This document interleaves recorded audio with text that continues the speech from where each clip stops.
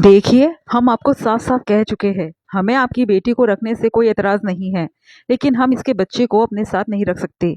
इसी शर्त पर हम आपकी बेटी को ले जाने को तैयार हुए थे और अब जब हम उसे यहाँ लेकर आ चुके हैं, तो आप लोग अपनी बात से मुकर रहे हो। दामिनी जी संध्या के पिताजी से बोली।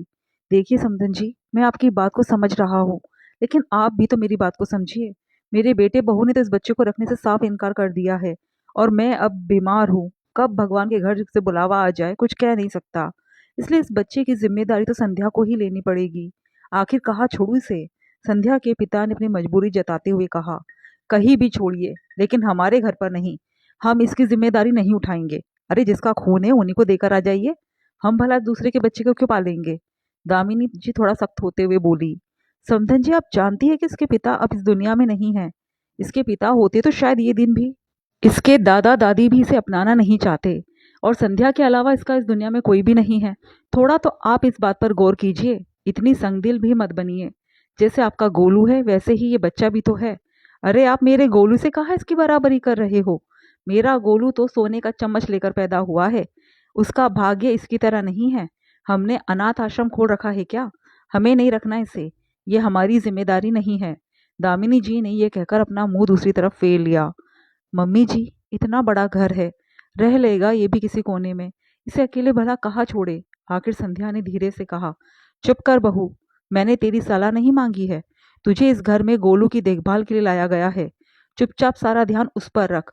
खबरदार जो मेरे पोते की जगह किसी और को देने की कोशिश की तो। दामिनी जी संध्या को उंगली दिखाकर ऊंची आवाज में बोली। इसके आगे तो संध्या भी कुछ कह नहीं पाई, क्योंकि उसके पिता ने उसे इशारे से चुप रहने के लिए कह दिया। लेकिन संध्या का ध्यान नन्हे से आरव की तरफ था, जो बाहर बरामदे में बैठा गोलू के साथ खेल रहा था। 2 साल का आरव, जिसे ये भी नहीं पता था कि उसे गेंद की तरह इस पाले से उस पाले में धकेलने की कोशिश की जा रही थी, जिसे ये भी नहीं पता था कि उसका भाग्य क्या होने वाला है, उसका कोई पालनहार है भी या नहीं। कितनी मासूमियत के साथ वो उस छोटी सी कार से खेल रहा था, जो थोड़ी देर पहले 5 साल के गोलू ने उसे दी थी। वही गोलू जो उसके पति का बेटा था, जिसे पालने के लिए ही संध्या को ब्याह कर इस घर में लाया गया था, और जो फिलहाल आरव के साथ हंस हंस कर खेल रहा था, जैसे कोई छोटा भाई मिल गया हो।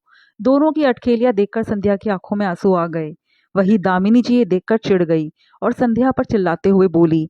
अब खड़ी खड़ी देख क्या रही है? हटा इन दोनों को अलग। लेकर जा गोलू को अंदर। और समधी जी, आप भी लेकर जाइए इस बच्चे को यहाँ से, और दोबारा इसे इस घर में लाने की कोशिश मत करना। अब आप जानो आपको क्या करना है। अनाथ आश्रम में डालो या अपने बेटे बहू को समझाओ। हमें उससे कोई लेना देना नहीं है। ये सुनकर संध्या के पिता अपने धीरे धीरे कदमों से बाहर आए और नन्हे से आरव को गोद में उठा लिया। ये देखकर गोलू ने कहा, नाना कहाँ ले जा रहे हो? खेलने दो ना। बेटा फिर कभी, अभी नाना जी को किसी जरूरी काम से जाना है। कहकर संध्या के पिता ने गोलू के सिर पर हाथ रखा और आरव को लेकर वहां से निकलने लगे। पापा, मैं भी आपके साथ चलूंगी। मैं आरू को इस तरह से नहीं छोड़ सकती। मेरा बच्चा मेरे जीते जी अपने पालनहार के लिए तरस रहा है। इस दिन के लिए पैदा नहीं किया था इसे मैंने। अचानक संध्या ने आकर कहा। नहीं बेटा, तू अपना घर नहीं बिगाड़ेगी। मैं देखता हूँ कि मैं क्या कर सकता हूँ। तुझे मेरी कसम है। कहकर संध्या के पिता वहां से रवाना हो गए। काफी देर तक संध्या वही खड़ी खड़ी अपने पिता को बस जाते हुए देखती रही। जब गोलू ने उसका हाथ पकड़ा तब उसकी तंद्रा टूटी। आंखों में आंसू लिए गोलू का हाथ पकड़कर वो उसे अंदर ले आई। संध्या की यह समीर से दूसरी शादी थी। उसकी पहली शादी गगन के साथ हुई थी। बहुत खुश थी वो अपनी शादीशुदा जिंदगी में। उनका एक बेटा आरव भी था। सब कुछ बहुत अच्छा चल रहा था कि तभी एक दिन गगन को साइलेंट अटैक आया और उसकी मृत्यु हो गई। इसके बाद तो ससुराल वालों ने ऐसा मुंह फेरा कि संध्या को घर से निकाल कर ही छोड़ा। उस समय आरव 1 साल का ही था। ससुराल वाले मध्यम वर्गीय परिवार से थे, इस कारण ज्यादा कुछ मिला भी नहीं। 2 लाख इंश्योरेंस के आए थे, जिसे आरव के नाम पर संध्या के पिता ने एफडी करवा दिए थे। संध्या की माँ तो थी नहीं, भैया भाभी और पिता ही थे। संध्या का मायके आकर रहना भैया भाभी को खास सुहाया नहीं। यहाँ पर भी तानों की बौछार कम नहीं थी। उन पर खर्चों का बोझ ज्यादा ना हो, इसलिए उसने एक स्कूल में, जहाँ वो शादी से पहले भी नौकरी करती थी, वहाँ नौकरी ज्वाइन कर ली। स्कूल की हेडमास्टर जानकार थी, इसलिए उन्होंने आरव को भी लाने की इजाजत दे दी। वहीं पर उसकी मुलाकात गोलू से हुई थी। दामिनी जी रोज गोलू को लेने और छोड़ने आती थी। वही उन्होंने उसे देखा था और उसके बारे में वही से सब पता चला था। उनकी भी बहू चल बसी थी। बेटा समीर और पोता गोलू अकेला था। घर और गोलू को संभालने के लिए बहू की जरूरत थी। इसलिए दामिनी जी ने संध्या के पिता से उसकी शादी की बात की थी। पर उनकी शर्त यही थी कि वो आरव की जिम्मेदारी नहीं उठाएंगे। उस समय तो संध्या को बस घर से निकालना था। इस कारण उसके भैया भाभी ने आरव की जिम्मेदारी लेने के लिए हाँ कर दी। बड़ी मुश्किल से संध्या के पिता ने संध्या को मनाकर शादी के लिए हाँ करवाई थी और उसे विदा कर समीर के साथ भेजा था। संध्या शादी होकर इस घर में आ गई। उसके सौम्य व्यवहार से उसने धीरे धीरे सबको अपना बना लिया। समीर भी काफी सुलझा हुआ था। इस कारण उसने भी दिल खोलकर संध्या को अपने घर में स्वागत किया। हंसी खुशी सब कुछ चल रहा था। संध्या के आने से जैसे समीर का परिवार पूरा हो गया। लेकिन संध्या भी तो आरव की माँ थी। मन के कोने में कहीं ना कहीं आरव हमेशा से रहा। जब जब वो गोलू से प्यार करती थी, उसे लोरी सुनाती थी, उसके साथ खेलती थी, तब तब उसे आरव का चेहरा याद आता था। पर दामिनी जी के सामने वो इस बारे में कभी भी बात नहीं कर पाती थी। समीर को कई बार उसकी उदासी का कारण समझ में आता था। इसलिए कई बार तो समीर खुद उसे आरव से मिलवा कर लाता था। लेकिन घर लाने की बात कभी समीर ने भी नहीं की। पापा से जब भी बात करती थी तब पापा यही बताते थे कि आरव का वो बहुत अच्छे से ध्यान रखते हैं। वो भी ये बात बहुत अच्छे से जानती थी कि उसके भैया भाभी से ज्यादा तो उसके पिता आरव का ध्यान रखते हैं।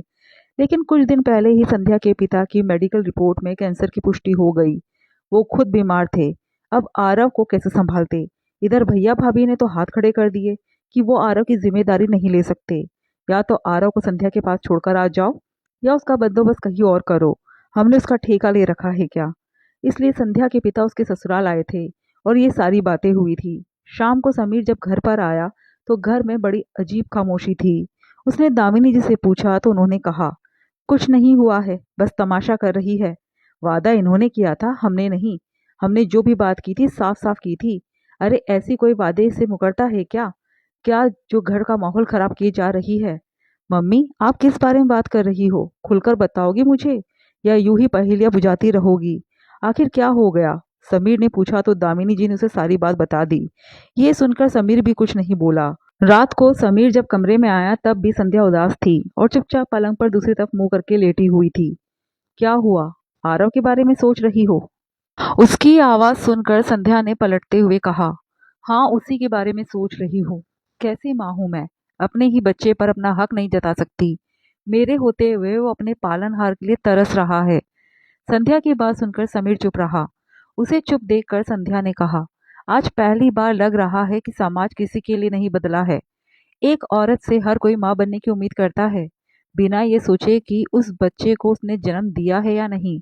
लेकिन जब उस औरत के बच्चे की बात आती है तो उसे कोई अपनाना नहीं चाहता। दूसरा विवाह क्या सिर्फ औरत का होता है, पुरुष का नहीं। दूसरी पत्नी पूरा ससुराल संभाल सकती है, अपने पति के बच्चे को संभाल सकती है, पर उस दूसरी औरत के बच्चे को ससुराल वाले अपनाएंगे भी नहीं, चाहे उस बच्चे को उसकी माँ के रहते हुए अनाथ आश्रम में भेजना मंजूर है। ये सुनकर भी समीर चुप रहा। ये देखकर संध्या ने कहा, तुम कुछ मत सोचो, आराम करो, अभी आरव की माँ जिंदा है, वो सोच लेगी कि उसे क्या करना है। कहकर संध्या ने दूसरी तरफ मुंह कर लिया। सोचते सोचते उसे कब नींद आई उसे खुद पता नहीं चला। दूसरे दिन सुबह सुबह आरव को अपने पिता के साथ घर पर देखकर संध्या हैरान रह गई। तभी दामिनी जी ने कहा, समधी जी आप इसे यहाँ लेकर क्यों आए हैं, मैंने कल ही मना किया था ना। मैंने बुलाया है नहीं यहाँ पर, आज से आरव यही रहेगा। अचानक समीर ने कहा, क्यों, हमने इसका ठेका ले रखा है क्या। अनाथ आश्रम में छोड़ आओ, पर ये यहाँ नहीं रहेगा, मेरे गोलू का हक इसको नहीं मिलेगा। दामिनी जी नाराज होते हुए बोली, मम्मी कैसी बात कर रही हो तुम, अभी इसकी माँ जिंदा है। अगर आपके गोलू का हक आप इसे नहीं दे सकती हो तो इसकी माँ के प्यार का हक आप गोलू को कैसे दिलवा रही हो। उस पर गोलू से पहले आरव का हक है। मम्मी जब मुझे ही ऐतराज नहीं है तो मेरे हिसाब से इस घर में किसी को ऐतराज होना भी नहीं चाहिए। आखिर समीर ने अड़िग होते हुए कहा तो दामिनी जी कुछ कह नहीं पाई। लेकिन उसके बाद दामिनी जी काफी दिन तक नाराज रही।